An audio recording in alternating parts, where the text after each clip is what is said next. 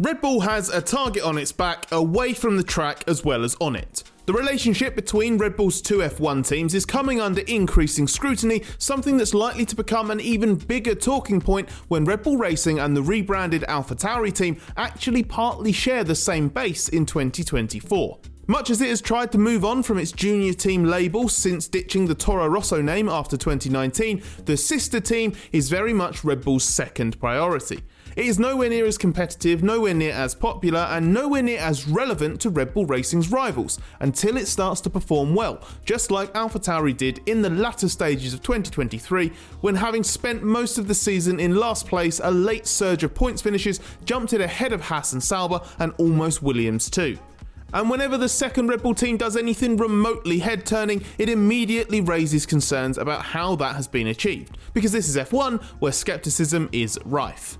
It's amped up even more with Red Bull, given it's the only organisation that owns two different teams. So it's a more extreme and sensitive example than the paranoia that's existed when Ferrari's customer team Haas was at its most competitive in the past.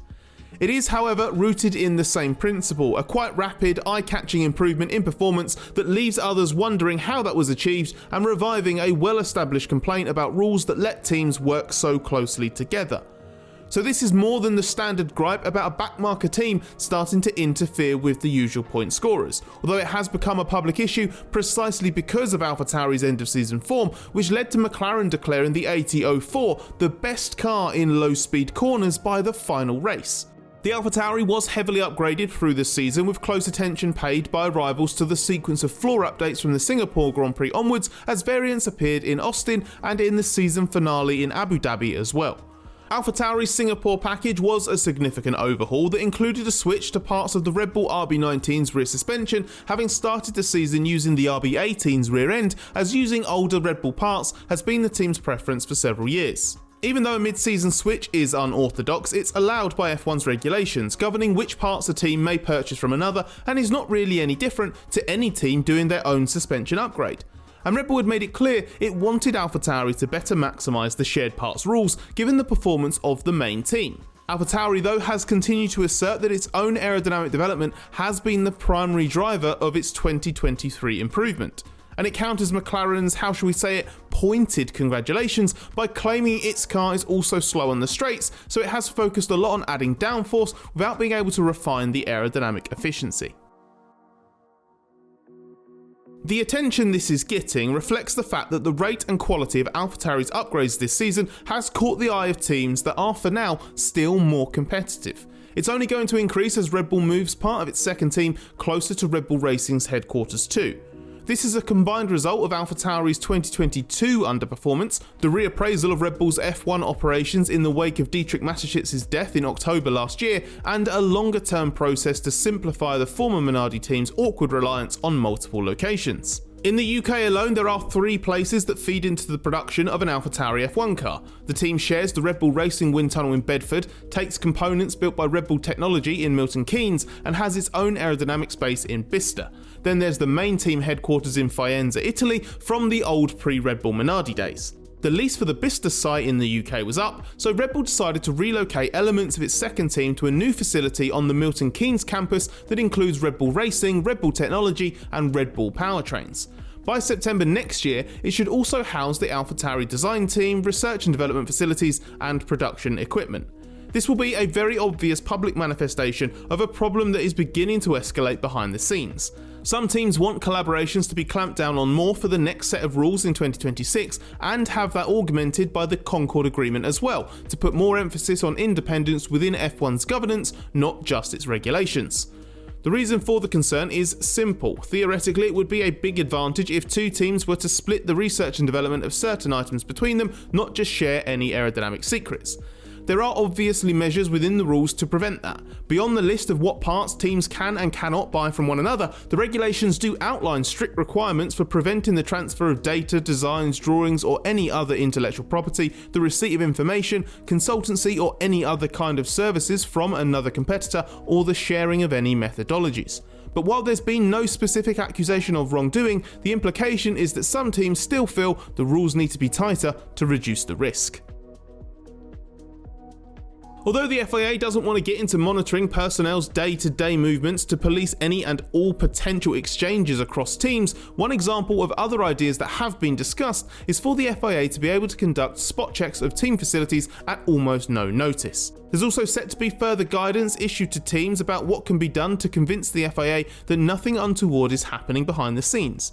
But it's important to say that as far as the FIA is concerned, nothing about the AlphaTauri progress in 2023, its rate of upgrades, or its Red Bull alliance has set any alarm bells ringing. The FIA's F1 director Nicholas Tombassis has admitted that it is a live concern to make sure teams that collaborate in ways the regulations allow are well segregated. But he stressed that this is not only between the two teams owned by Red Bull, and said that from what the FIA can see, there are quite different aerodynamic solutions between what AlphaTauri produced and what was on the Red Bull RB19. Remember, the FIA has access to a lot more information than we can see from the outside, and can demand to see a single aerodynamic component's entire development process if it wants to. In response to Tombassis, Red Bull rivals and skeptics would probably point out that their concerns aren't really about direct copying of aero ideas, and if anything, seeing very different aerodynamic solutions for cars with similar underlying mechanical components might be viewed more cynically. What teams are really worried about is the potential for an AlphaTauri developed idea to end up on a Red Bull racing car, or vice versa, as that would effectively circumvent not only cost cut restrictions, but also aerodynamic testing restrictions. Unsurprisingly, Tombassis said that actively splitting design work to evaluate which ideas are best would be heavily illegal, but again, that's not something the FIA suspects is happening with the two Red Bull teams. Tombassis also suggested the FIA's checks would root out any such illicit tactics, because when teams have run similar aerodynamic components in the past, they've been challenged to prove their development process was organic. While there's no doubt AlphaTauri got busy with its upgrades in 2023, there are more selfish reasons behind that than any hypothetical benefit for Red Bull's main team. For starters, the parent company made it clear there was an urgent need for the second entry to improve its form.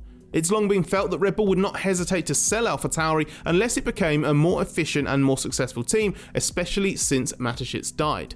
That played a part in a technical reshuffle early in 2023, with head of aerodynamics Dickon Baumforth ousted, and ex-Red Bull and Aston Martin senior aerodynamicist Guru Yol among those to join since.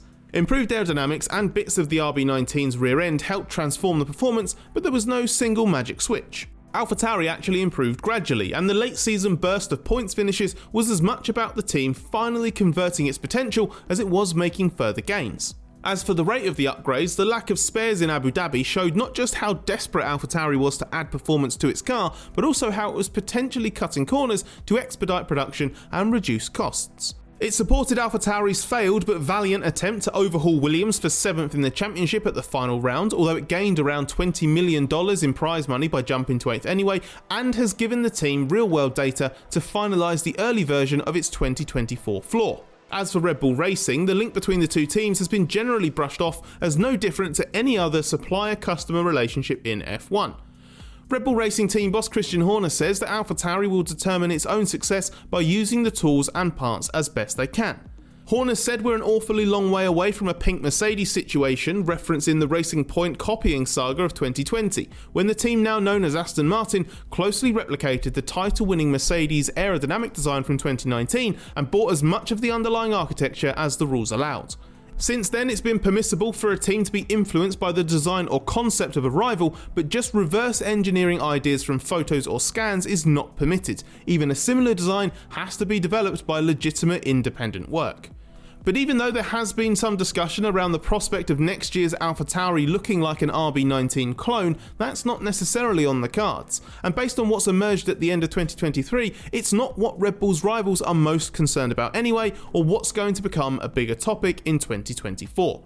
The rebrand makes the second team an even more overt Red Bull 2, and sharing a campus, even if the second team is not fully based there, adds a geographical link between the only two teams with shared ownership. That makes this a unique situation, an added challenge to regulate, and an obvious source of ongoing suspicion and paranoia.